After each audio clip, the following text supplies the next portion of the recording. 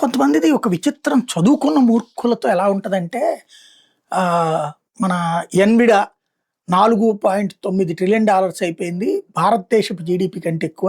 మోడీ ఏం చేస్తున్నాడు? ఏం చేయాలి మోడీ? ఎన్విడాని ఏమైనా జప్తు చేసుకోవాలా?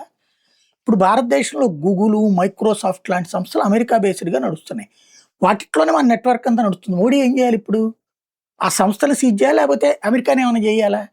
లేదా అదేది హార్ముజ్ జలసంధి దగ్గర షిప్పుల మీద దాడులు చేసింది అమెరికా. ఏం చేయాలి ఇప్పుడు? అమెరికాకి పిలుస్తాం, వార్నింగ్ ఇస్తాం. అసలు అంతకుముందు అయితే అది కూడా చేసేవాళ్ళం కాదు. ఉచ్చబోసుకునేవాళ్ళం. అట్లాంటిది మనం మోడీ సర్కార్ 3 సార్లు పిలిచి వాళ్ళ రాయబార కార్యాలయం వాళ్ళకి వార్నింగ్ ఇచ్చింది. అంతేగాని మనం ఏం చేయాలి ఇప్పుడు? యుద్ధ విమానాలు, యుద్ధ నౌకలు వేసుకెళ్ళి అమెరికా మీద దాడి చేసి రావాలా? ఈ మాట్లాడేటటువంటి వాళ్ళు రియాలిటీకి విరుద్ధంగా నోటికొచ్చినట్టు ఏది పడితే అది మాట్లాడటం.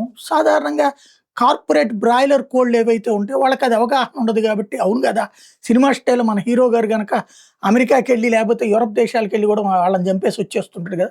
అట్టా ఎందుకు చేయట్లేదని ఆలోచించేటటువంటి ఆ గొర్రెలతోనే సమస్య ఎదురవుతుంది. ఎందుకు ఈ మాట చెప్పాల్సొస్తుందంటే, ఇప్పుడు టెక్ దిగ్గజం ఎలన్ మాస్క్ సరికొత్త చరిత్ర ఏంటంటే ప్రపంచంలోనే అత్యధిక సంపద కలిగిన మొదటి ట్రిలియనర్.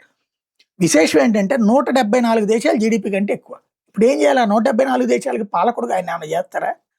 కొంచెం కామన్ సెన్స్‌తో ఆలోచించడం మిస్ అవుతున్నామేమో.